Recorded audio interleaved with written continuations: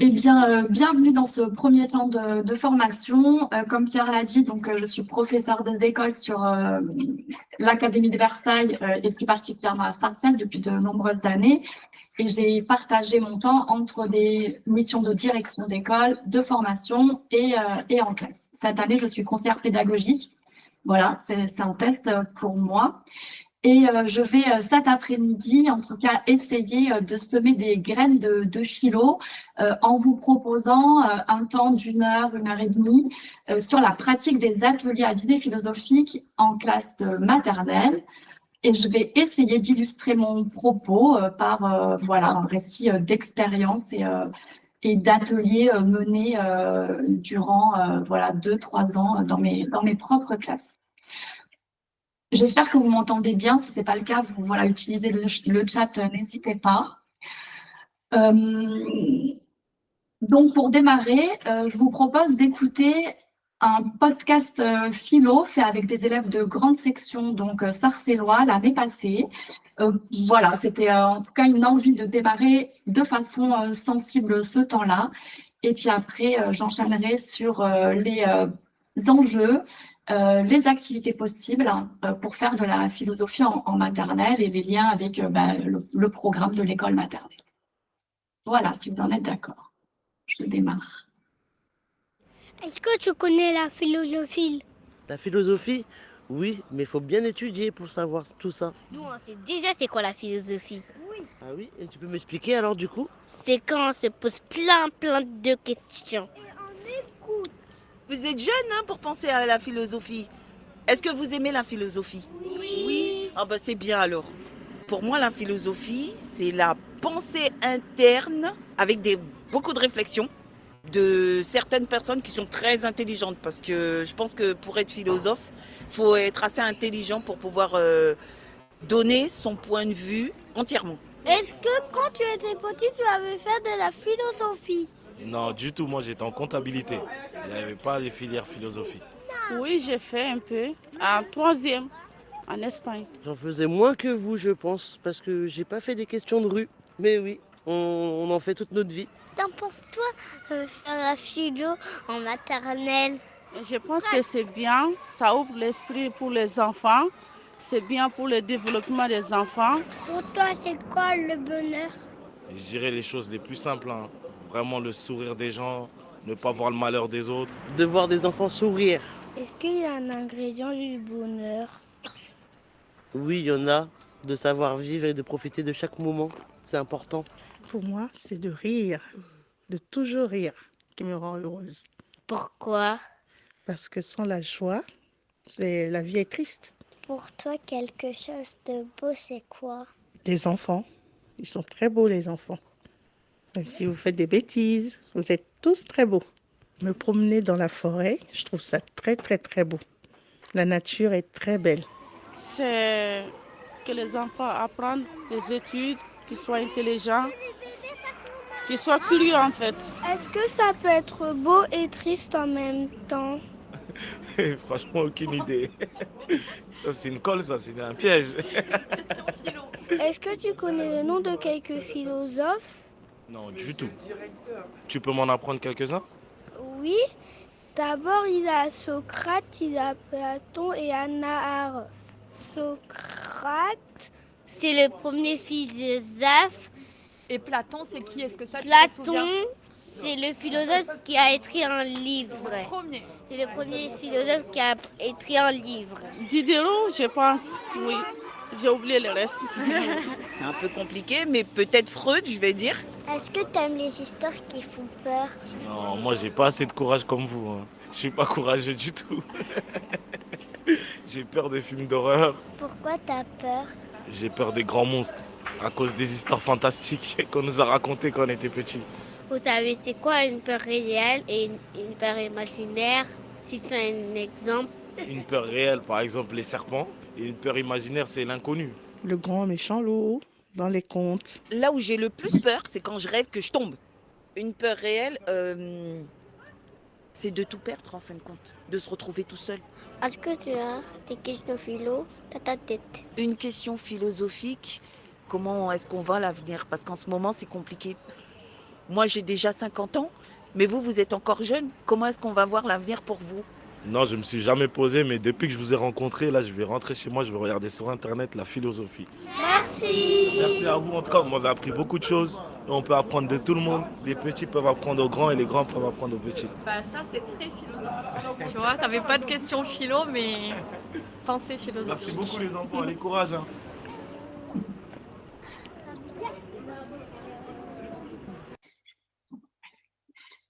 Voilà, donc j'aime bien commencer mes présentations par ce micro-trottoir qu'on a fait l'année dernière en fin de cycle philo, c'est-à-dire qu'ils avaient fait une année de philosophie, d'atelier à visée philosophique sur un rythme d'une fois par semaine, de septembre au mois de mai, date à laquelle nous sommes allés faire c'est un extrait d'un podcast en fait que nous avons fait, ça s'appelle Les petits philosophes. Voilà, qui est accessible sur Arte Radio.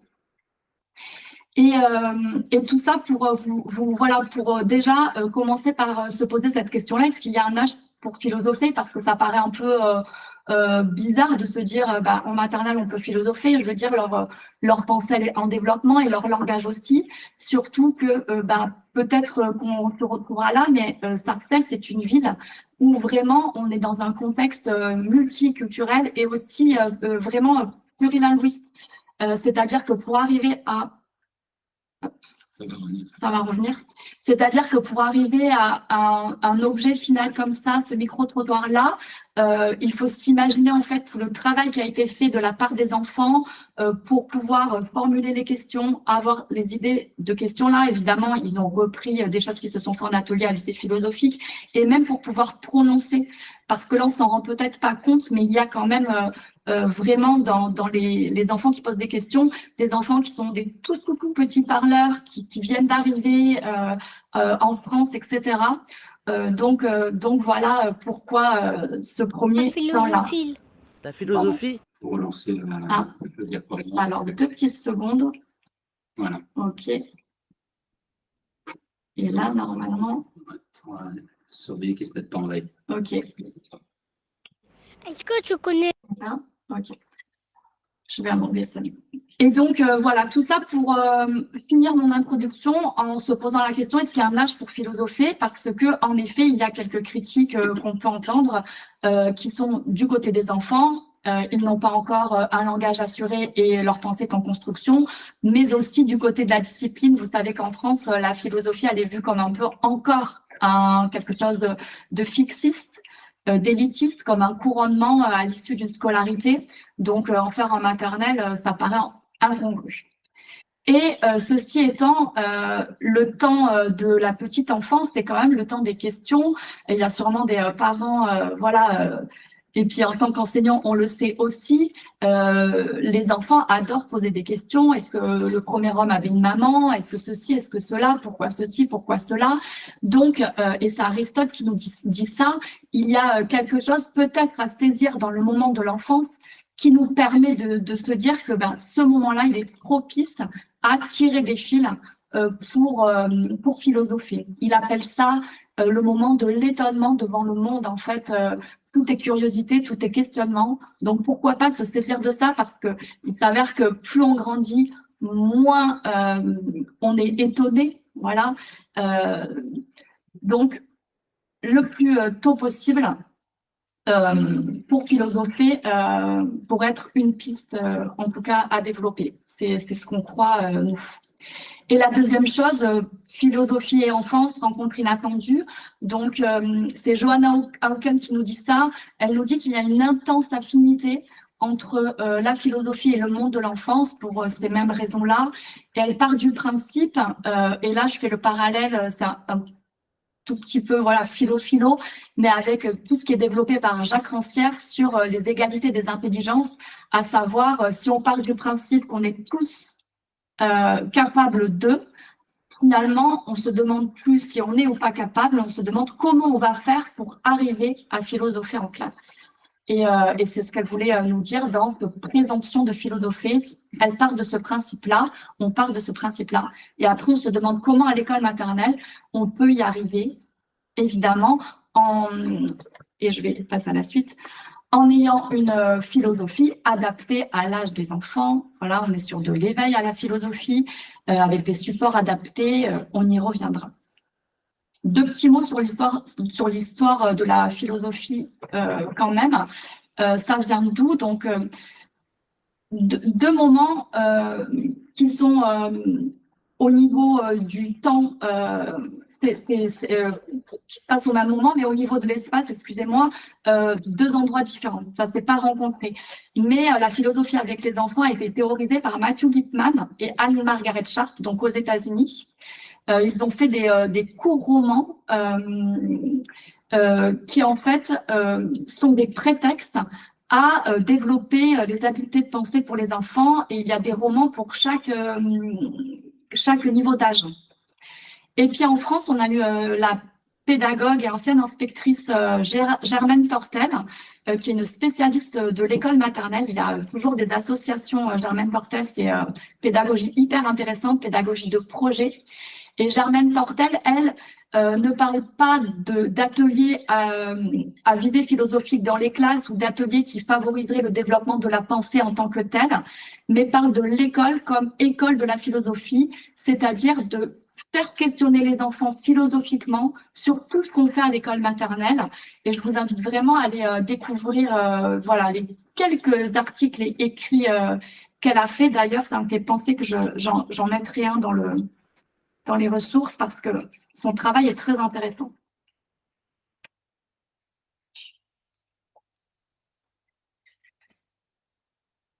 Pour les différents courants, donc en philosophie avec les enfants, c'est pour se situer un peu. Après, je passerai vraiment au cadre et au côté pratique, mais c'est pour que ça fasse sens, voilà, dans tout ce qu'on entend, parce que la philosophie avec les enfants, c'est aussi quelque chose, voilà, qui est à la mode. Donc, pour essayer de se dépatouiller de ça. Donc, il y a différents courants qui ont chacun des enjeux prioritaires. Là, le courant démocratique développé par Michel Tozzi ou Olivier Blonde, le courant didactique et politique qui est développé par Edwige Schirruter et Johanna Hauken, c'est dans celui-là que je m'inscris le plus, même si tous, en fait, ont des points communs. Ils diffèrent aussi par certaines notions. Le courant démocratique, il s'agit par exemple de faire discuter les enfants sur des sujets philosophiques, mais de leur attribuer des rôles. Voilà, l'animateur de la séance, il est plutôt en retrait et ce sont les enfants qui vont animer. Il y a un président de séance, un secrétaire, etc. Le courant didactique et politique, là, on serait plutôt dans une forme de communauté pareille de recherche, mais où l'animatrice ou l'animateur est certes neutre, mais beaucoup plus présent. Il va étayer, il va reformuler, il va distribuer la parole, il fait un peu tous les rôles, voilà. Et la dimension, elle va être davantage philosophique, didactique, c'est-à-dire l'enjeu principal, c'est de développer les habiletés de pensée. À l'école maternelle, voilà, en tout cas par ma courte expérience, c'est plutôt dans ce courant-là qu'on se situe du fait de l'âge des enfants. Il y a aussi le courant éthique et psychanalytique. Alors là, je vous renvoie au travail de Jacques Lévin et à l'association Axas. Je m'y étends pas, mais voilà, c'est pour que vous connaissiez ces différents courants-là. Et le courant ludique. Et là, il y a un gros travail de la Belgique et du pôle philo où on peut retrouver, enfin, vous allez voir, dans la présentation que je vais vous faire, on retrouvera quelques éléments tirés du pôle philo. Donc, c'est faire de la philosophie à partir de jeux, voilà, de pratiques artistiques, alors que dans le courant didactique politique, on pourrait faire de la philosophie à partir de la littérature de jeunesse. Voilà, il y a des variantes comme ça. Voilà pour les 4 courants principaux, il en existe d'autres quand même. Je vous ai parlé de plusieurs fois d'habileté de pensée sans les définir. Donc, qu'est-ce qu'on appelle philosophie avec les enfants? Évidemment, on n'est pas on parle de la philosophie, des grands textes, etc. On n'est pas non plus dans comment dire, dans la dissertation, évidemment, mais on est davantage dans des habiletés de pensée qui sont de l'ordre de développer l'esprit critique, l'estime de soi, et c'est Michel Tozzi qui les a conceptualisées, ces 3 habiletés de pensée qu'on retrouve pour dire en fait, je vais me réexprimer, je vais mieux m'exprimer, excusez-moi, je vais reprendre ça. Pour philosopher avec les enfants, voilà, dans la philosophie avec les enfants, on se base en fait sur la définition d'un atelier philo que Michel Tozzi a développé dans sa thèse dans les années 90-95, il me semble. On s'accorde sur 3 habiletés de pensée, voire 4 principales, pour dire que l'atelier est vraiment philosophique. Dans l'atelier ou dans la séquence proposée, les enfants développent l'argumentation. Donc, c'est argumenter. Ça, c'est une habileté de pensée. Ensuite, ils développent conceptualiser. Pour l'école maternelle, déjà, si on élabore des distinctions, on est dans une première forme de conceptualisation. Quand je parle de distinction, je peux parler par exemple sur le concept de peur. Si on interroge les enfants, distinguer les peurs réelles des peurs imaginaires, on est dans une forme de conceptualisation. Donc vous voyez le lien que je fais là avec le langage et le vocabulaire aussi. Et la 3e habileté développée par Michel Tozzi ou mise en évidence par Michel Tozzi, c'est problématiser. Voilà, se poser des questions. C'est pareil, à cet âge-là, les questions, certains enfants ont des questions, mais ça peut être aussi nous, les enseignants, enseignantes, qui les amenons, voilà, parce que c'est compliqué pour eux de formuler des questions philo, mais petit à petit, ils y arrivent. Voilà pour les habiletés de pensée et les ateliers philo. Maintenant, qu'est-ce qu'une question philosophique? Voilà, parce qu'un atelier philo, c'est ni un moment où on n'est pas au café du commerce, c'est pas une discussion libre. On n'est pas non plus dans un atelier de comment on pourrait dire, de morale déguisée. Voilà, on va dans un atelier philo, on va pas être de façon frontale dans voler, c'est pas bien. Voilà, ça, on est du côté de l'éducation morale et civique. En atelier philo, on va plutôt s'interroger sur, Robin des Bois, par exemple. Il vole aux riches pour donner aux pauvres. Ok, c'est illégal, mais est-ce que c'est légitime et dans quelle mesure? Voilà, on va développer un argumentaire avec les enfants de cette façon-là. Donc, pas un atelier de morale déguisée, pas une discussion libre, c'est pas non plus une psychothérapie de groupe, hein, voilà, on évite en fait de faire parler les enfants d'eux-mêmes, mais justement on va se servir de support pour qu'ils se cachent derrière ce support-là, que les personnages des histoires leur servent de paravent pour ne pas parler en jeu. Et s'ils le font, nous derrière on va le généraliser, par exemple un enfant qui va nous dire j'ai peur des araignées. C'est ce qui me vient là comme ça. On va plutôt dire, oui, on peut avoir peur des araignées. C'est un exemple de peur possible. C'est une peur réelle. Voilà. Et pour terminer sur ce que c'est qu'une question philosophique, donc elle est universelle. Elle concerne tous les êtres humains, à toutes les époques. Elle est existentielle. Elle est ouverte à plusieurs réponses crédibles. Et quand je dis ça, c'est aussi pour dire, on entend souvent dans les ateliers à visée philosophique, il n'y a pas de bonnes et de mauvaises réponses. Si. Il y a des bonnes et des mauvaises réponses. Il y a des réponses meilleures que d'autres. Ce sont les réponses, en fait, on est à la recherche de plusieurs vérités et ce sont les vérités qui sont argumentées. Et ça, ce sont les meilleures réponses, évidemment, entre une réponse qui va être... disons que on se questionne quand même, on est à l'intérieur des royaumes du bien et du mal, quoi. Donc, une réponse qui va être, par exemple, sexiste, évidemment qu'elle va être moins bonne qu'une réponse qui ne l'est pas. Donc, c'est vraiment les meilleurs arguments. Voilà, c'est ça, plusieurs réponses possibles, mais pas, voilà, enlever l'idée et puis surtout ne la véhiculez pas auprès des enfants qu'il n'y a pas de bonne réponse, quoi. Et elles sont donc clôturées. La science ne peut pas y répondre, elle ne concerne pas la loi non plus. Voilà, si on a la réponse dans la loi, c'est pas une question à visée philosophique, il faut peut-être la transformer.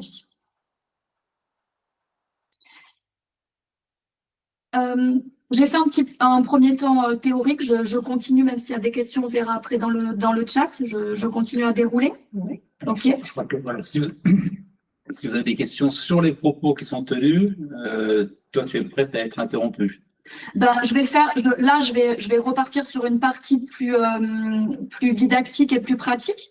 Là, j'ai balayé brièvement parce que je voulais quand même proposer des pistes concrètes, mais je voulais faire une introduction sur le sens de cet atelier-là, voilà, avoir des fils d'histoire de la philo avec les enfants.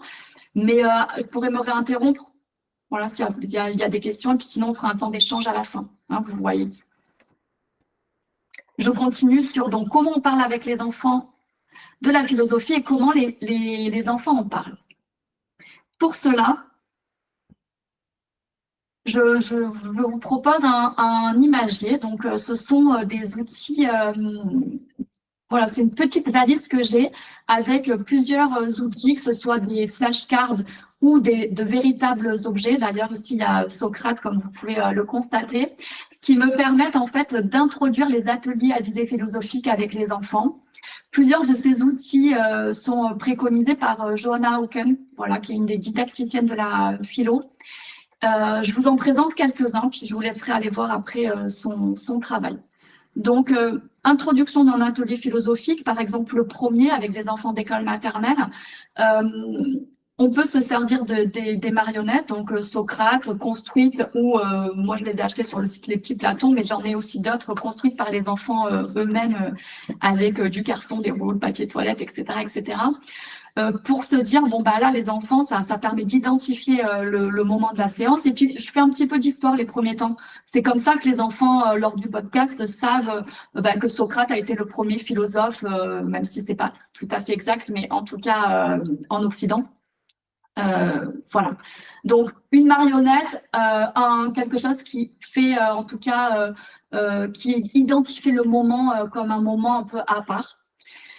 Ensuite, j'ai un sablier pour dire aux enfants, les enfants, en fait, on va se mettre dans une sorte d'oasis de pensée. Ça, c'est une citation d'Hannah Arendt ou de bulle de pensée. C'est vrai que notre monde va vite, nous aussi. Donc, ce temps-là, vraiment, de façon hyper explicite, je leur dis, on se pose et on a le temps. Voilà, on a le temps de réfléchir, on a le temps de penser. Ensuite, j'ai les petits casse-têtes et puis les petits images de cerveau. Parce que on se dit que faire de la philosophie, c'est de la gymnastique, mais c'est de la gymnastique du cerveau. Donc, généralement, on regarde s'il est bien là aujourd'hui. Et puis, s'il est bien là, on démarre. J'ai aussi une ampoule, parce que c'est le moment où on va avoir plusieurs idées. Voilà, donc en fait, je vais pas tous vous les citer, même si c'est intéressant. La loupe aussi, c'est un objet qui est intéressant parce que ça permet à un moment donné dans la séance de sortir la loupe et dire là, c'est une super bonne idée. Nous allons l'examiner plus profondément et on va questionner l'idée d'un élève, en restant un plus long moment. Donc, ces objets-là, ça permet d'introduire les ateliers, d'en faire un moment un peu précieux, d'en faire un moment différent. Mais aussi, ça permet de réguler parfois la parole, parfois, oui, c'est ça, parfois la parole ou l'écoute, c'est ce que je voulais dire. Et ça permet aussi de matérialiser, pour des jeunes enfants, 4 ans, 5 ans, de matérialiser les habiletés de pensée. Voilà, quand on est sur... je regarde en même temps que vous. Quand on est sur la loupe, voilà, s'arrêter sur une idée, l'examiner en profondeur, on est sur quelque chose finalement de cognitif. Pareil, avoir des idées. Comment on fait pour avoir des idées avec l'ampoule? On y a aussi la notion de casse-tête, la notion aussi d'écoute, parce que dans un atelier à visée philosophique, on est une communauté de recherche, à la fois on est un individu singulièrement. C'est-à-dire que l'idée, c'est que l'individu, l'enfant ait toute sa place, vraiment lui, de façon singulière, mais en même temps qu'il participe au groupe, qui réagit sur les idées d'autrui, etc., etc. Donc l'écoute, elle doit être super active. Et en fait, quand vous posez la question à vos élèves, qu'est-ce qu'il faut faire? Ils vont vous dire écouter, c'est-à-dire on doit se taire, certes, mais en fait, ça ne suffit pas. Écoutez, si on veut vraiment avoir une écoute active, on doit regarder les personnes qui parlent, les copains qui parlent, les camarades qui parlent. Voilà, on doit essayer de trouver une idée en lien et tout ça, ça s'apprend. Voilà, c'est pas inné. Voilà pour la boîte à outils philosophique, pour démarrer les séances. Ça peut être un atelier aussi philo à part entière, et notamment en maternelle, parce qu'on parle aussi de langage, de contexte plurilingue aussi. On peut faire des devinettes à partir de des objets et des images qu'on a dans cette boîte-là. Un enfant qui fait deviner l'image au groupe sans voilà, nommer l'image en question ou sans nommer l'objet. Ça peut être une séance à part entière, une séance vraiment intéressante à faire.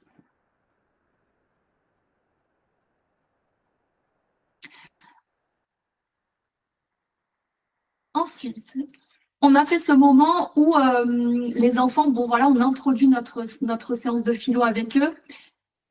Et après, qu'est-ce qui se passe? Comment on fait? Je vous ai mis 2 photos pour signifier 2 choses différentes. Vous avez vu que les 2 photos, c'est soit un cercle, soit un U. Voilà, ça permet en fait à chacun de se regarder quand on parle. Le U, il est chouette pour les enseignants et enseignantes parce qu'en fait, moi, j'écris beaucoup devant mes élèves. Voilà, j'écris beaucoup sur les murs, comme on peut peut-être voir de loin sur la photo du bas. Et je projette beaucoup mes supports en grand format. Donc, j'ai cette télé-là, donc ça permet à tout le monde de voir ça. Et pour des plus petits groupes, pour des ateliers en plus petits groupes, dans ces cas-là, on se met en cercle. Voilà, on ferme le cercle, on se met en cercle. Donc, 2 dispositions. Ensuite, ce que j'aime bien dans ces photos, c'est qu'on voit qu'au milieu du cercle, au milieu du U, il y a plusieurs objets. Il y a donc les objets dont je vous ai parlé. Également, les livres ou les supports utilisés lors de l'atelier. La mascotte de Socrate ou une autre marionnette de philosophe ou philosophe. Et j'ai aussi voilà, des affiches, des feuilles, stylos pour écrire parce que, comme je viens de vous le dire, j'écris beaucoup le cheminement de la pensée des enfants lors de l'atelier. On y reviendra, on va y revenir. J'ai aussi une bougie. Pour ça permet d'avoir un cadre au niveau temporel, début de l'atelier, fin de l'atelier, que j'allume et que j'éteins. C'est une bougie LED. Ça peut être aussi une guirlande lumineuse, une petite boîte musicale, voilà, qui permet d'ouvrir et de fermer l'atelier.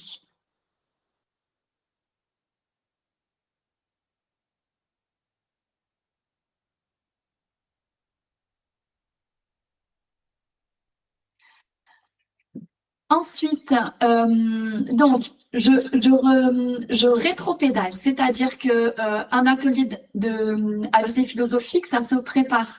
Les élèves de maternelle, en tout cas, moi, dans les écoles et dans les endroits où j'ai enseigné, avaient des difficultés au niveau langagière. Voilà.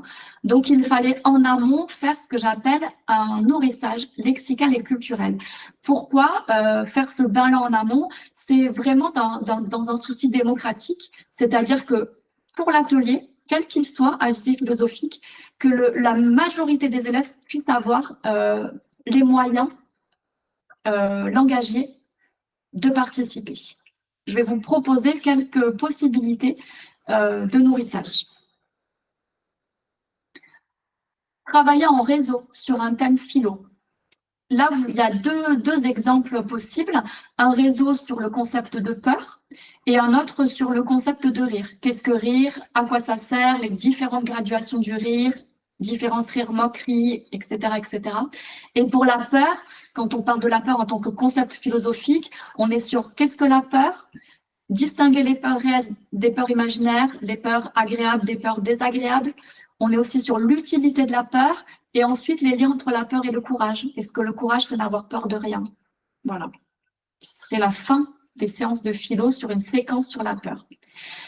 Généralement, en maternelle, on ne fait pas du one-shot en séance philo, on fait plutôt des séquences parce que il faut savoir que les enfants, c'est ce que je disais en introduction, leur langage comme leur pensée est en construction, ils ont besoin de temps. Et les moments vraiment, vraiment philo, je rappelle là les 3 habiletés principales développées par Michel Tozzi, c'est-à-dire conceptualiser, problématiser, argumenter, ils sont rares. Voilà, donc dès qu'on en a un, il est super précis, on va tirer un fil. Donc on reste longtemps sur un même concept pour tirer des fils petit à petit. Voilà, premier nourrissage, réseau littéraire en amont des séances.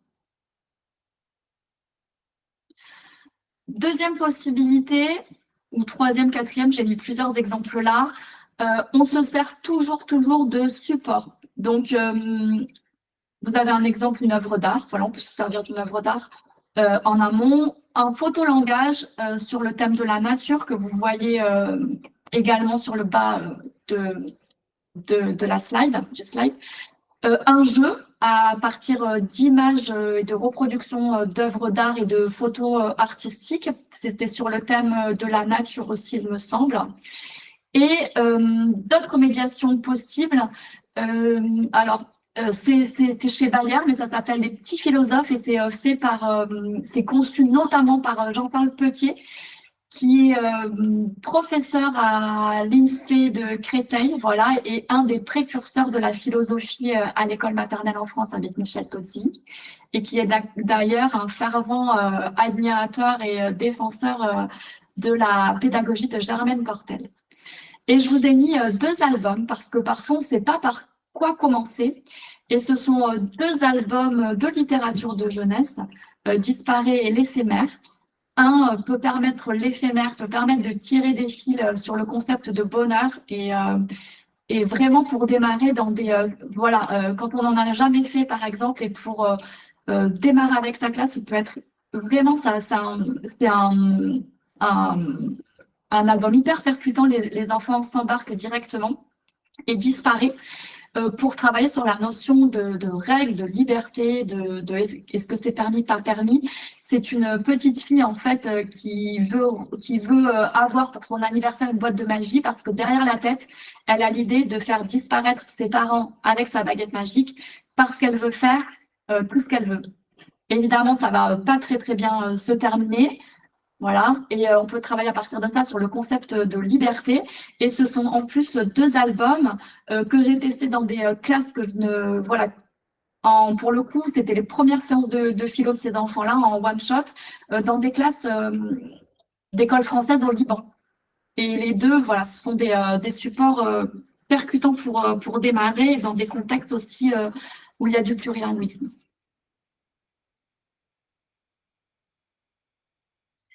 Ensuite, je vous montre quelques outils que vous connaissez certainement, mais comme en production d'écrit ou dans d'autres matières scolaires, avant les ateliers philo, en tout cas, nous, à Sarcelles, c'est un réel besoin.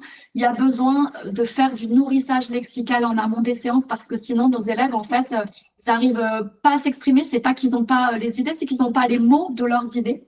Donc voilà, je vous propose quelques outils aussi. Donc les fleurs lexicales ou les échelles des mots. Donc pareil en amont des séances où on va avoir des échelles du bonheur, de la peur et celle du milieu, c'est une échelle du rire.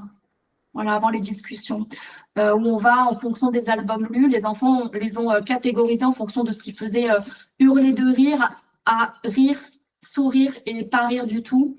Et pareil pour les échelles du bonheur. Voilà. Ça permet en fait de développer le vocabulaire pour pouvoir s'exprimer lors de l'atelier. D'autres nourrissages en amont, c'est vrai que j'insiste, mais c'est vraiment super important pour que tous puissent y participer parce qu'ils sont encore en pleine construction langagière. On peut se servir de la description de photos, voilà, avant de faire l'atelier. Ou de séances en lien avec d'autres matières. Donc celle-là, c'était une séance de découverte du monde. On est allé faire, donc on a travaillé sur les concepts de nature-culture en atelier philo. Et en amont, les enfants sont allés dans la nature. On a fait un bain de nature et ensuite on a fait un bain de lexique et puis un bain d'apport culturel où on a travaillé sur le concept de déforestation avec les enfants en amont. Et une dernière activité possible préparatoire, mais on est déjà, quand je dis préparatoire, on est quand même déjà dans des formes de séances parce qu'on se questionne également. Des activités de représentation, il y a quelques exemples là, donc sur des séances qui travailleraient la thématique, le concept de colère. Tous les exemples là dont je vous ai parlé, ce sont des séquences qui sont adaptées à l'école maternelle. Hein.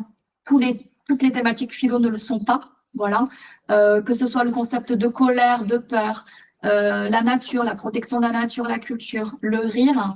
Voilà, tout ça, ce sont des séquences que j'ai expérimentées et qui sont tout à fait adaptées. Je vous parlerai des possibilités de support et d'aller chercher après des ressources à la fin de ma présentation.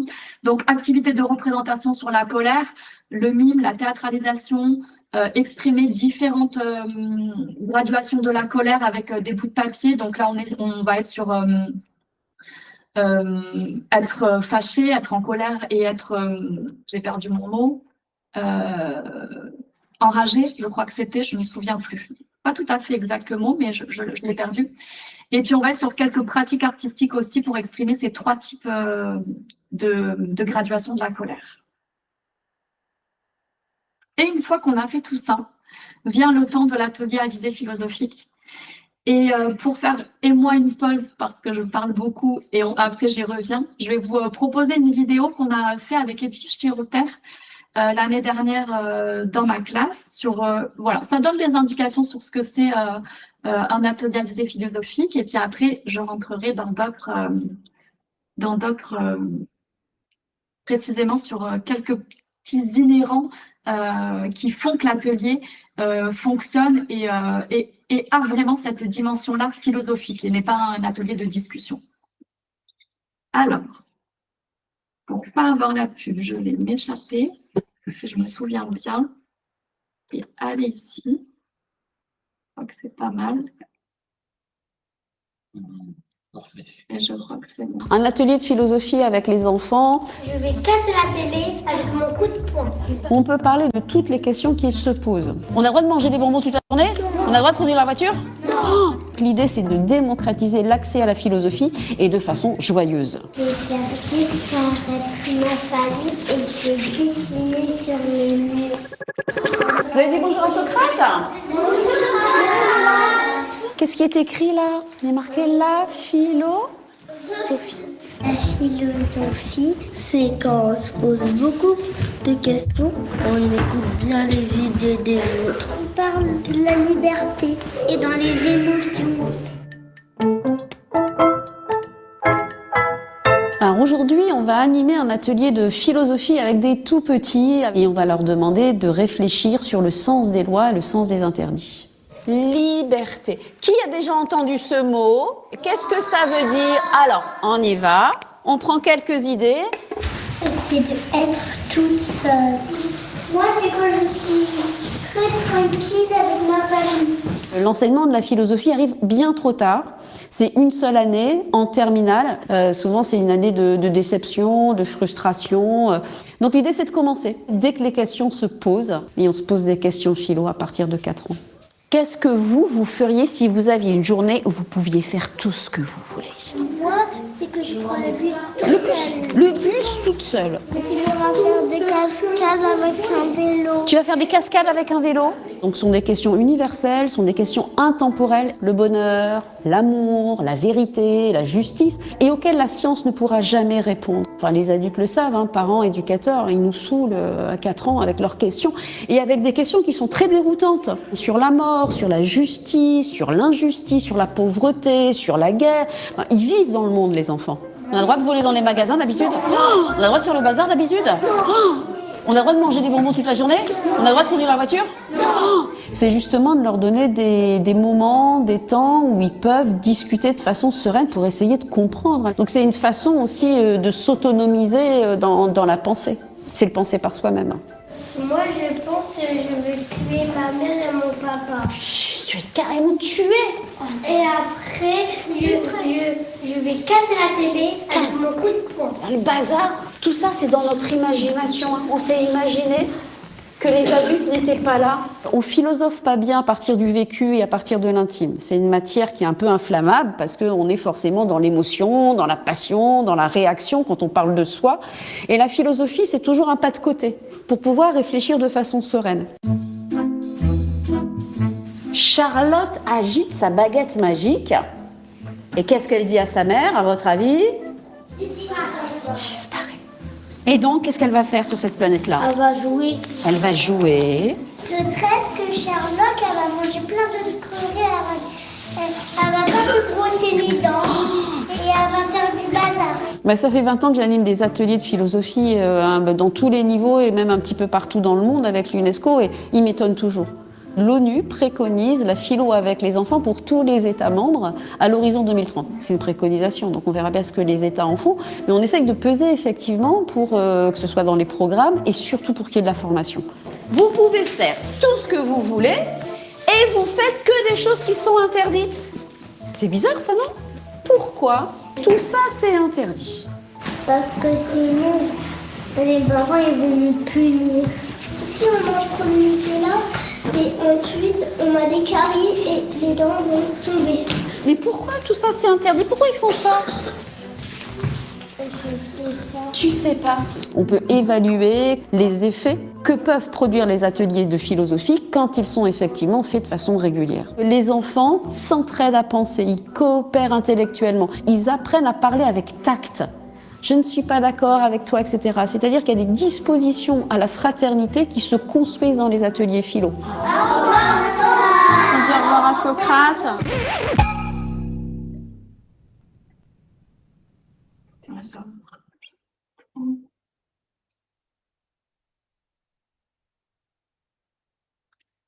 Donc voilà pour cette courte présentation. En tout cas, ça donne une idée, voilà, de ce que ça peut être. Et pour compléter ce qu'Edwige a dit, ce que je voudrais insister donc sur le choix des supports, voilà, et qui est un support, on ne philosophe pas à partir de rien parce qu'ils sont trop petits, que ce soit un jeu, que ce soit une œuvre d'art, des photos en photolangage, des albums de littérature de jeunesse, mais ça permet aux élèves en fait de s'exprimer sans se mettre que eux en avant, voilà, d'être à bonne distance parce qu'elle le dit, certains sujets sont vraiment sensibles en fait pour eux et c'est pas le but de la philosophie. Deuxième chose sur laquelle je voulais revenir, c'est l'importance en tant qu'enseignants quand on anime, donc c'est de faire circuler la parole bien sûr, mais également de noter les idées des élèves en les catégorisant. Je vous montrerai 2-3 exemples en fait de traces écrites faites au moment des ateliers à visée philosophique. Par exemple là, pour reprendre l'album Disparaît, les enfants, évidemment, s'ils ont une baguette magique, ils vont, comme nous adultes, transgresser. Sauf que les enfants, eux, ils vont aller manger tout le Nutella, ils vont mettre le bazar dans la maison, ils vont aller à Disney gratuitement. Voilà, ils auront plein d'exemples de transgression. Nous, en tant qu'adultes, c'est pareil. On fait cet atelier-là. Edwige, elle le mène souvent. Et puis moi aussi, en formation, je le mène souvent avec les adultes. On l'a vu à l'Université d'automne avec plusieurs centaines de personnes. Voilà. Ça a marché. On transgresse vraiment. Voilà, on va voler la banque, on va espionner, etc. Et l'idée, c'est quand on reçoit les paroles des enfants, c'est de les catégoriser. Par exemple, pour cette thématique-là de la liberté, de la règle de la loi, ça pourrait être passer tous les exemples de transgression avec une catégorie voler, espionner, faire ce qu'on veut, mettre le bazar. Voilà, on fait plusieurs catégories, puis à la fin de ces catégories-là, on demande aux enfants, ce qu'elle a dit en fait, est-ce que ça c'est autorisé ou interdit dans la vraie vie? Est-ce qu'on peut ou pas? Pourquoi? Voilà, pour se rendre compte que finalement ce sont des transgressions. Donc l'importance de la trace écrite de l'enseignant, même si les enfants ne savent pas lire, ça permet de rendre visible le cheminement de la pensée. Puis nous aussi, ça nous permet en tant qu'enseignante en fait de relancer la discussion, de poser des bonnes questions, de choisir le support, d'avoir des règles et de faire interagir les élèves. Voilà, ce sont quelques règles de base pour animer une CRP. C'est vrai que je l'ai à peine évoqué, mais la CRP, ça veut dire Communauté de recherche philosophique. Voilà, c'est un terme initié par Matthew Lipman, dont je vous ai parlé en tout début de présentation, et Anne-Margaret Sharp, sans écorcher son prénom.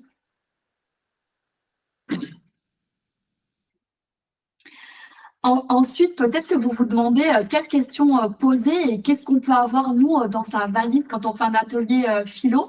Parce que c'est vrai qu'une fois la première ou la deuxième question passée, on peut être un peu, en tout cas quand on débute, c'est ce que me disent les collègues qui démarrent, en panne de questionnement. Et là, en fait, je vous ai mis quelques amorces de phrases qui fonctionnent peu importe le thème. C'est-à-dire que ça pourrait être, je vais essayer de trouver un exemple qui me vient sur la peur parce que j'ai parlé pas mal de la peur.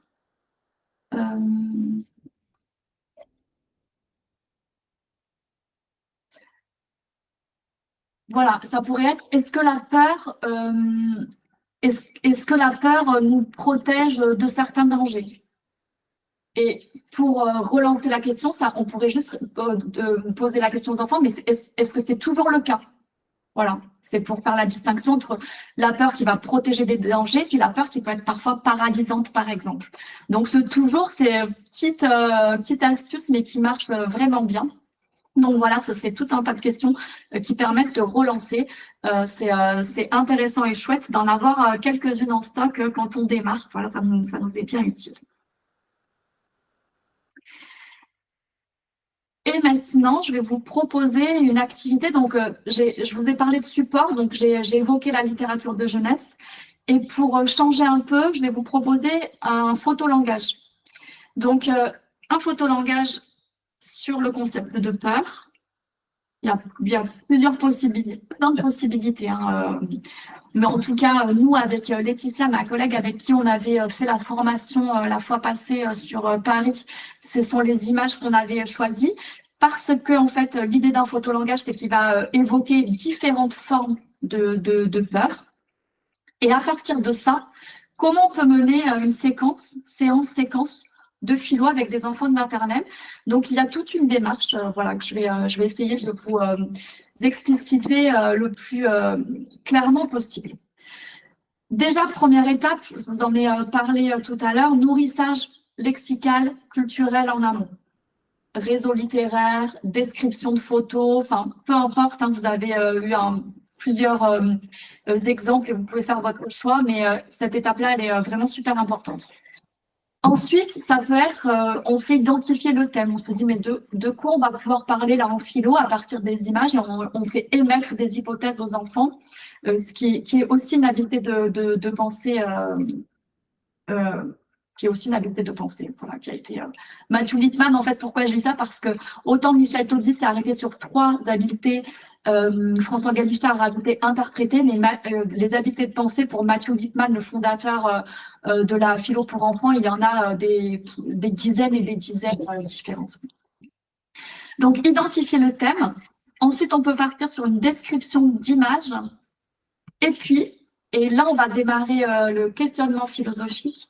On peut faire choisir une image ou 2, mais une image aux enfants et leur demander de choisir l'image qui pour eux représente le plus la peur. Et la formulation, elle est importante, c'est-à-dire c'est représente le plus la peur. Alors eux, forcément, ils vont choisir ceux qui vont leur faire peur à eux. Mais nous, du coup, on opère déjà un petit décalage. On va leur dire, qu'est-ce qui te fait... On va pas leur dire, mais qu'est-ce qui te fait le plus peur, toi, dans toutes ces images? On va essayer, en fait, de les mettre à distance du concept pour qu'ils puissent réfléchir le plus sereinement possible. Donc, ils choisissent l'image et ils justifient leur choix. Et là, on est sur l'habileté de penser argumentée. Voilà, justifier, argumenter. Variante possible à partir d'un photolangage, ça peut être ne pas leur faire choisir une image, mais plusieurs. Et là, on serait dans, comme tout à l'heure, sur les échelles, c'est-à-dire on peut être sur l'échelle de la peur. Voilà, qu'est-ce qui fait le plus peur jusqu'au moins peur, et les nommer et dire pourquoi.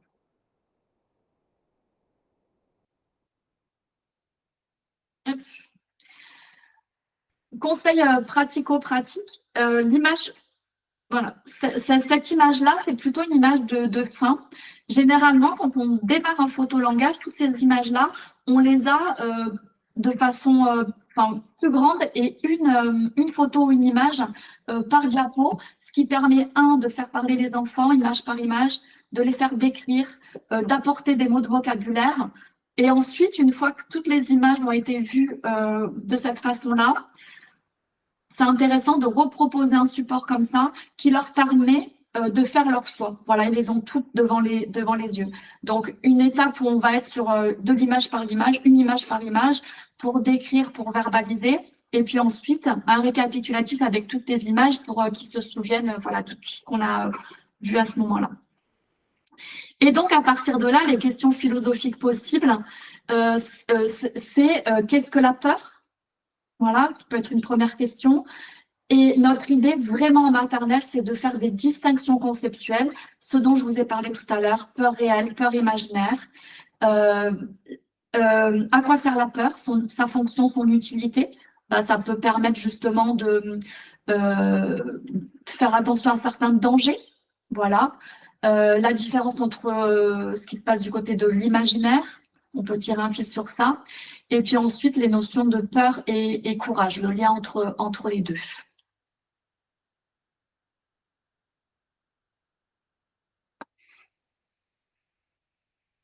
Si vous avez envie de démarrer, il y a deux supports qui sont vraiment, vraiment intéressants. Donc, un qui est sur le site de la chaire UNESCO, dont parlait Edwige, en fait, parce que le diplôme que j'ai passé l'année dernière, donc à l'université de Nantes, sur le site du Mans, est rattaché à l'UNESCO. C'est une chaire et Edwige en est détentrice. Et de ce fait-là, il y a beaucoup, beaucoup de ressources accessibles maternelles, des dossiers. Il y en a un sur le bonheur, en lien avec l'album de littérature L'éphémère que je vous ai montré il y a quelques slides. Là, il y a tout un dossier sur la peur, qui va de qu'est-ce que la peur à la peur et le courage, à partir du photolangage, d'albums, Le cauchemar de Ponty, par exemple, pour celui dont je me rappelle. Et enfin, les 3 courageux petits gorilles aussi, qui est un album que vous connaissez peut-être. Et le sac à peur aussi, qui peut être intéressant. Un autre exemple de photolangage, là, c'est sur le beau. Voilà, c'est qu'est-ce que le beau? Et même démarche pour les enfants. Description, choix, nourrissage en amont, etc. Et je vous montre maintenant, je vais regarder l'heure déjà. Je suis encore... c'est bon, je suis encore à 10-15 minutes. Ok. Je retrouve mon idée. Et je vais vous montrer maintenant quelques traces d'enfants, des traces qui sont faites sur le vif, après coup. Voilà, ce qu'on peut faire à partir d'un atelier qui peut être de la discussion, mais pas que de la discussion. Donc ça, c'est une trace qui est... ce sont carrément des citations d'élèves prises sur le vif, hein, en fonction, voilà, après en parallèle avec le photolangage sur le beau. Donc, quand c'est beau, le cœur bat plus fort. La maman trouve ça beau pour ne pas lui faire de chagrin, parce qu'elle l'aime. Voilà, etc., etc. Donc, quelques citations d'enfants, je trouve que c'est toujours intéressant de les lire pour se rendre compte de ce qu'ils sont capables de faire, en fait. Quelques autres supports et de traces d'enfants à la toute fin d'un atelier, c'est-à-dire que quand on est sur du photolangage, on peut faire un moment de discussion, et puis après le moment de discussion, on peut, pour que les enfants alternent entre moments, vraiment on est dans une communauté de recherche collectif, se recentrent sur eux-mêmes, et puis on sait qu'à cet âge-là, ils en ont besoin, puis que c'est inhérent aussi à leur développement. Donc, on peut leur demander de faire un dessin sur, au final, quelle est leur idée préférée de la séance de philo, qu'est-ce qu'ils ont retenu. Pour eux, le beau, c'est quoi? Pour eux, voilà, ils peuvent, pour la peur, dessiner une des peurs qu'ils choisissent, qu'elle soit réelle ou imaginaire, et puis après, on peut classer leurs propositions. Et pourquoi ce temps-là, il est important de retour sur soi et de retour individuel? Également, dans pareil, toujours les contextes où j'ai travaillé, il est intéressant parce que c'est là où on va pouvoir peut-être faire davantage parler les enfants qui parlent peu, les enfants timides ou les petits parleurs, ou même prendre le temps pour... j'ai souvent eu des enfants qui ne parlent vraiment pas. À partir d'un mot dit ou du dessin qu'ils ont fait, de l'interprétation qu'on en fait, leur donner à dire nous à leur place, en fait, pour voilà, qu'ils développent peu à peu leurs compétences langagières. Donc, ce temps-là, il est vraiment super intéressant, voilà, pour ça. Et pour dire, la philo, c'est pas que la discussion. Il y a d'autres choses qui peuvent se faire et on peut alterner selon les séances ou en fin de séance avec des moments d'écrit, de dessin. Ça, ce sont, je vais pas y rester, mais c'est pour vous quand vous le support aussi. Ce sont des cheminements de discussion, voilà, que les enfants voient quand c'est au tableau ou pas. Hein. Parfois, c'est une affiche que j'ai à côté de moi qui me permet de suivre les idées, de savoir où je vais aller à la séance prochaine. Voilà, mais en tout cas, ces traces-là sont importantes pour garder le cheminement en tête et voir si notre séance, les idées et la discussion progressent ou pas. Parce que parfois, on peut avoir une séance et puis se dire à la fin, mais on n'a pas avancé. Voilà, donc la fois prochaine, je vais faire ça parce qu'il faut quand même qu'elle avance, cette discussion, vraiment. Il faut tirer des fils conceptuels, il faut aller plus loin. Ou oui, c'est bon, elle a avancé et on peut aller plus loin directement. Et quelques autres traces que je vous propose. Donc ça, ce sont plutôt des traces qui sont faites en fin de séquence de philo. Ce sont des traces sur oui, c'est sur le concept de peur, celle-là, des dessins d'enfants. Donc, on a fait toute la séquence et à la fin de la séquence, la dernière séance, pas de discussion. On est sûr, on se remémore un peu tout ce qui a été fait. Et là, les enfants, je leur avais demandé de dessiner soit une peur réelle, soit une peur imaginaire et on les a recatégorisés comme ça. Pour une séance sur la nature, ça pourrait être de tout ce qu'on s'est dit. La question philosophique, c'était d'abord, c'était des distinctions entre nature, culture, les points communs, etc. à partir d'un photolangage. Et ensuite, à partir de cet album-là, Le Grand Ménage, on était sur faut-il non pas protéger la nature, parce que là, on serait vraiment en éducation morale et civique, mais c'était faut-il toujours protéger la nature? Oui, non, pourquoi? Voilà. Et les enfants ont écrit, copié, plutôt qu'écrit, d'abord écrit en dictée à l'adulte et puis après ils ont copié, eux, leur idée préférée. Certains ont choisi qu'il fallait protéger la nature, d'autres pas. Ils ont explicité pourquoi. Et voilà, ça donne une trace collective, mais avec chaque petite part et retour sur l'individuel. Deux exemples de traces sur... faites en fin de séance avec l'album, non, c'était sur un photolangage sur le bonheur, fin de séance photolangage, les enfants ont dessiné pour eux ce qui représentait le plus le bonheur, voilà. Et on était deux enseignantes à ce moment-là et on a écrit rapidement parce qu'ils étaient nombreux à cette séance-là, ce que représentait leur dessin. Voilà, comme trace de fin d'atelier.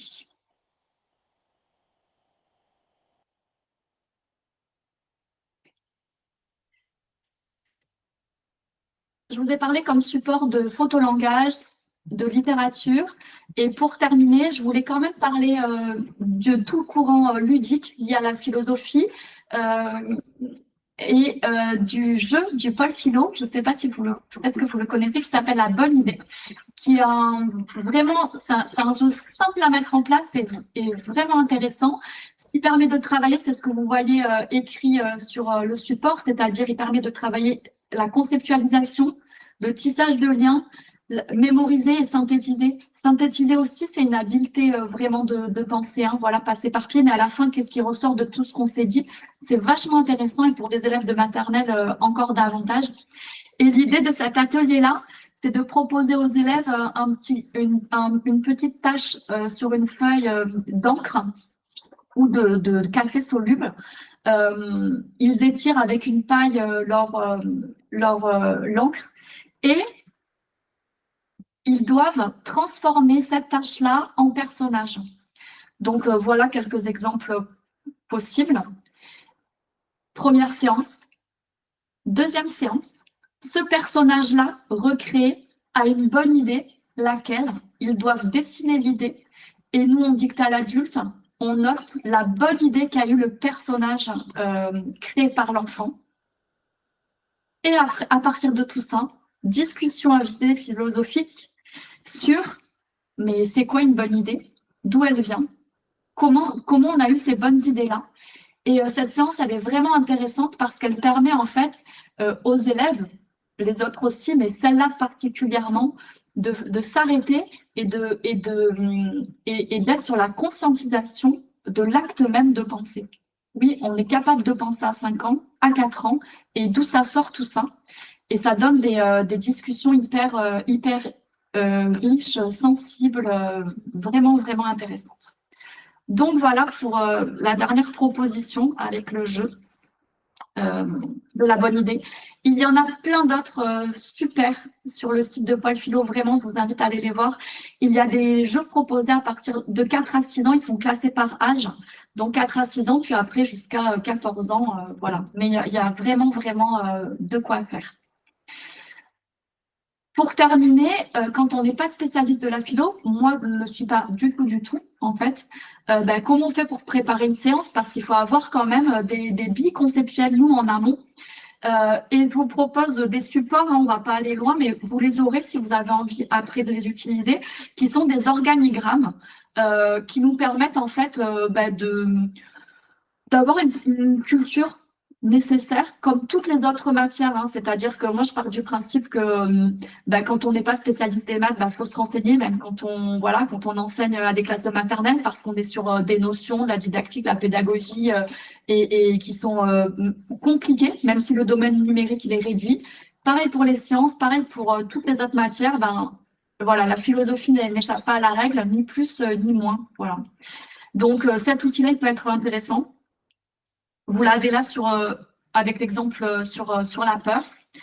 Voilà, ça nous permet d'avoir une petite conception, voilà, un organigramme du concept à chaque fois. Vous pouvez vous en servir pour toutes les séances possibles. Et ensuite, quelques ouvrages qui permettent de préparer les séances qui sont utiles. Ça, c'est une sorte de panthéon vraiment personnel, hein, il y en a plein d'autres. Mais avoir un anabac philo terminal pour préparer ces séances, ça peut être intéressant. Puis vous avez voilà, d'autres supports aussi qui sont plus thématiques.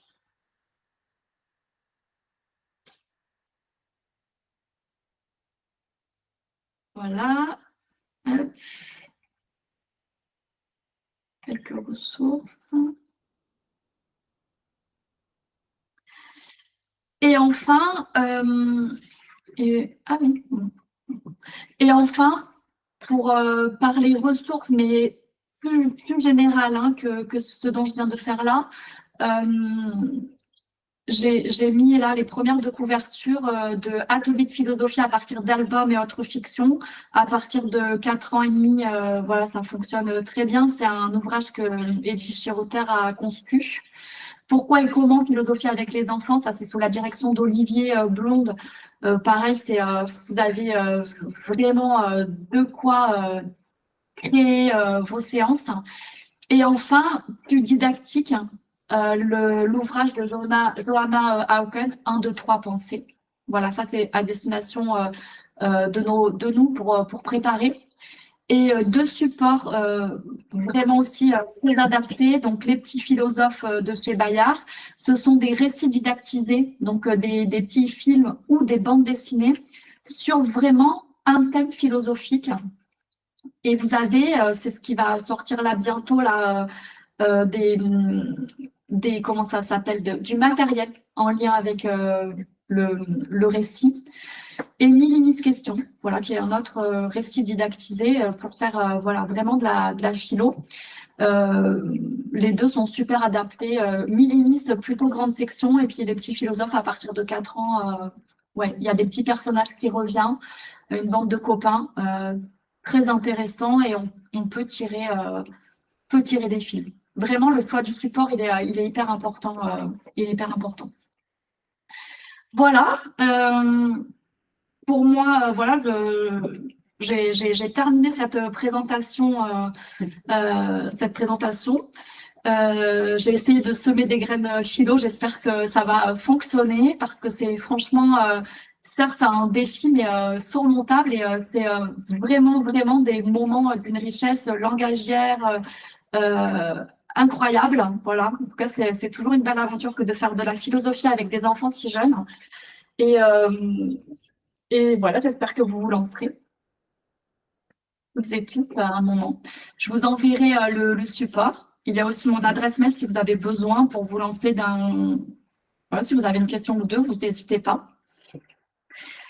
Et pour voilà, conclure un peu philo, j'ai une citation d'Hannah Arendt, hein, s'il cesse de penser, chaque être humain peut agir en barbare, parce que bah, c'est vrai que voilà, en ce moment, il y a bien besoin de se dire qu'on a besoin de ces oasis pour penser le monde de façon complexe, de façon sereine, pour pouvoir agir du mieux possible sur celui-ci, voilà, de prendre le temps de concevoir aussi la pluralité des réponses possibles, les divergences de points de vue.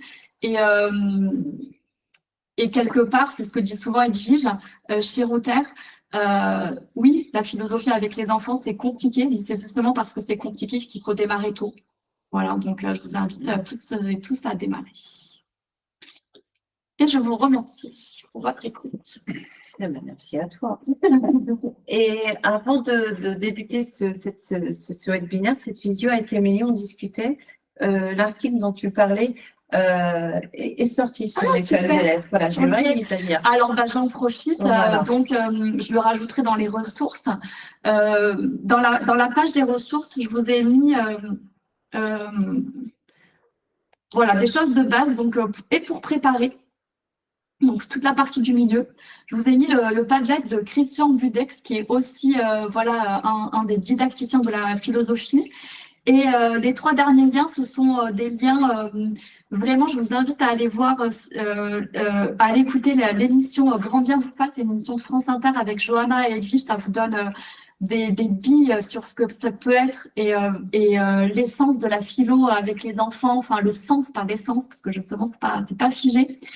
Je vous ai mis aussi le podcast qu'on a fait avec les élèves l'année dernière. Ça peut voilà, donner aussi des idées, puis c'est toujours agréable à écouter. Et je rajouterai cet article-là qui est sorti à l'école, sur l'école des lettres. Donc, c'est la revue en ligne de l'école des loisirs. C'est un article qu'on a écrit en collaboration Edwige et moi sur l'expérience philo en maternelle en grande section, contexte plurilinguiste, Sarcelles l'année dernière. Voilà, ça relate un peu, ça, voilà, entre le récit d'expérience et puis petite chose sur la démarche. Voilà. Et si vous avez des questions, j'attends vos questions. J'adore Platon. Voilà, donc on n'est pas obligé d'acheter. Là, vous voyez, il y a des petits Platons qui sont faits en rouleau de papier toilette par les enfants eux-mêmes, à leur propre initiative d'ailleurs, voilà, qui ont servi de symbole à l'atelier. Il y a des questions sur le chat. Pas de questions sur le chat, mais beaucoup de remerciements et inspiration pour la dernière période qui arrive, pour beaucoup de collègues en tout cas. Ouais, bah lancez-vous, franchement, c'est le meilleur conseil, c'est de vous lancer déjà. Et puis, pour rebondir sur l'envie pour la période 5, ce que je peux dire, parce que en fait, je suis vraiment plusieurs collègues qui, comme vous, ou pas, parce qu'il y a peut-être aussi voilà, certains d'entre vous qui connaissaient déjà, mais qui se lancent pour la première fois. Ils me disent souvent, on n'a pas réussi à relancer durant l'atelier, c'est-à-dire qu'à un moment donné, ça a fonctionné, puis il est tombé un peu à plat. Ben voilà, c'est ça. Nous aussi, en tant qu'animateurs, animatrices, en tant que non spécialistes de la philosophie, nous aussi, il faut qu'on soit indulgents avec nous-mêmes et qu'on prenne ce temps-là pour construire petit à petit. Ben, c'est tombé à plat, on s'arrête là, on réfléchit à tout ça, et puis on rebondit pour la séance d'après. On se met 2-3 relances sous le coude sur un petit papier à côté de nous pour y penser aussi. Enfin, voilà, ça se construit peu à peu, mais ne lâchez pas tout de suite. Ça se fait, c'est surmontable. Oui, Stéphanie? Oui, bonjour. J'avais une question. En vous écoutant, j'ai l'impression que ce qui va être le plus compliqué, ça va être de sortir du jeu. Parce que les enfants petits parlent beaucoup d'eux-mêmes. Et du coup, comment on fait Oui, du jeu, excusez-moi. Du C'est jeu. c'est un monde, évidemment. Du jeu JE. Oui, alors, c'est tout à fait vrai. C'est-à-dire que l'enfant, il va parler en jeu. On le laisse évidemment parler en jeu. Voilà. Nous, ce qu'on va ne pas faire, c'est aller convoquer ce jeu-là. C'est-à-dire leur dire, je reprends l'exemple de la peur, de quoi tu as peur, toi? Voilà. C'est quoi, toi, ta plus grande peur? Ben ouais, ça peut être vachement traumatisant. Enfin, on ne sait pas, nous, ce que les enfants, on ne sait pas tous vraiment ce que les enfants vivent quand ils ne sont pas avec nous, etc. Donc, de nous faire attention à mettre cette bonne distance-là dans la formulation de nos questions, c'est-à-dire de ne pas aller chercher l'intime, de ne pas aller chercher l'intimité. On n'est pas en psychothérapie de groupe. Par contre, si l'enfant emploie le jeu, on le laisse employer le jeu. Par exemple, et ça, c'est Edwige qui le dit souvent, certains supports vont servir aux enfants pour parler, les supports, la littérature en général, il y a une fonction et référentielle de parole sur le monde et d'exemplarité. C'est-à-dire que les enfants vont faire parler les personnages, mais au fond, en fait, c'est pas les personnages qui parlent, c'est eux. Et parfois même, ils vont mélanger le personnage, par exemple, si on prend l'exemple de Benoît le blaireau dans Le Grand Ménage d'Émilie Gravette, qui ne respecte pas du tout la nature. Ils vont transformer le Benoît, et puis d'un coup, ce Benoît, il va devenir « je jette les papiers par terre ». Et en fait, il y a vraiment un amalgame entre les deux. Et peu importe, ils sont trop petits, en fait, pour que nous, on réappuie sur la différence. On va reformuler en généralisant. C'est-à-dire qu'on va dire « en effet, on peut faire ceci. En effet, c'est une bonne idée. La peur, ça peut être ça. » Donc, c'est en fait, nous, dans nos gestes de reformulation, nos gestes vraiment précis, nos gestes vraiment langagiers, qu'on va arriver à faire du concept, à faire de l'abstrait, mais un peu davantage, mais quand même à leur hauteur. Vous voyez la différence entre les deux, c'est-à-dire que eux, oui, nous, on ne convoque pas l'intimité, et puis quand ils emploient le jeu, on reformule pour généraliser, et vraiment avoir des supports, parce que les supports, ça va permettre de jouer le rôle d'exemple. Ils parlent des personnages. Eux, on va être à la limite du débat interprétatif, entre débat interprétatif et débat philosophique. Pour nous, peu importe. Les personnages vont avoir valeur, ce que vivent les personnages dans les histoires, vont avoir valeur d'exemplarité et de général. Et c'est ça qu'on va faire ressortir, nous, en fait. Voilà. D'accord. J'ai répondu? Oui, tout à fait. Merci. Non, c'était pour savoir si on disait, on évitait le jeu, si on disait à l'enfant non, on ne va pas parler de toi, ou bien si on acceptait, on accueillait le jeu. C'était, voilà, pour savoir. Mais je vais quand même rebondir sur ce que tu dis, parce que oui, en effet, par expérience, moi, je revois ma classe, par exemple, qui l'année dernière, tout d'un coup, oui, mais mon frère, il a fait ceci, par exemple, sur le concept de colère. Voilà, qu'est-ce qui peut me mettre en colère? Mon frère, il a fait ça, mon frère m'a cassé ma tour, ma sœur ceci, ma sœur cela, etc., etc. On peut avoir aussi ce genre de moment-là, puisque nos élèves adorent parler d'eux. À un moment, on peut dire des exemples de frères et de sœurs, on en a eu déjà plein. Il me faut une nouvelle idée. Voilà, là maintenant, c'est des nouvelles idées qu'il faut. On peut aussi dire, voilà, là, des exemples de jouets cassés, de frères et sœurs qui ont tapé pour parler de la colère, par exemple. On en a eu déjà assez. Vraiment, là, il faut du nouveau. OK, les enfants, allez, des nouvelles idées, on y va. On se casse la tête, etc., etc. Voilà, ça complète un peu ce que tu viens de dire. D'accord.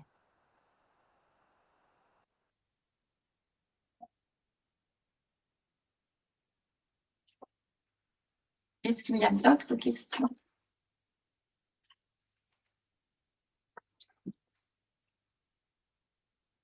Les gens sont trop subjugués. Alors.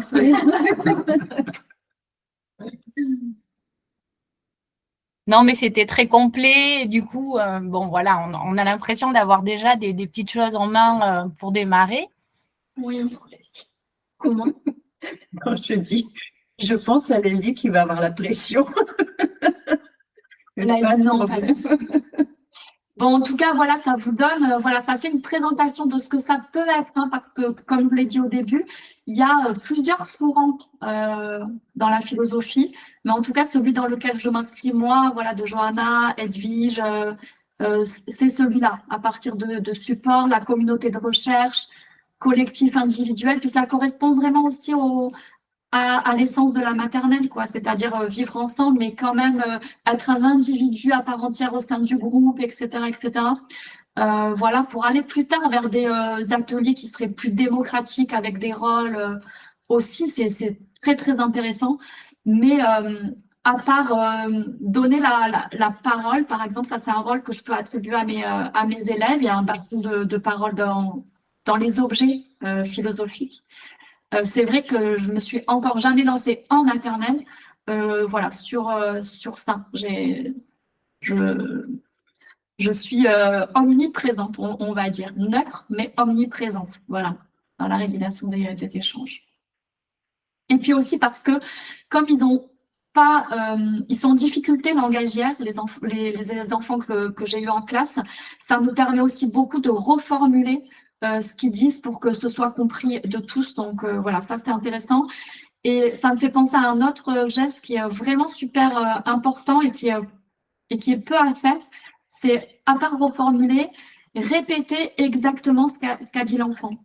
Et ça, c'est super intéressant parce que ça permet, de donner de l'importance à la parole de l'enfant, vraiment de le voir comme un interlocuteur ou une interlocutrice valable.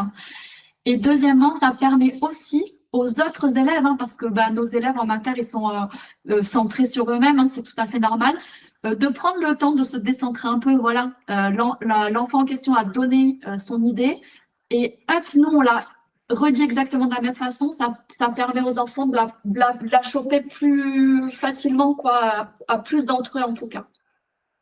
Voilà, donc ouais, deux gestes intéressants en atelier philo. On va... apparemment, non, je ne vois plus de main levée. Apparemment, il n'y a plus de questions dans le chat. Donc, Eh bien, en tout cas, merci pour votre écoute, pour vos retours. J'enverrai les supports. Et puis, si vous avez d'autres questions qui vous viennent quand vous démarrez, vous n'hésitez pas. Voilà, merci beaucoup. Merci à toi, Émilie. Merci beaucoup. Merci.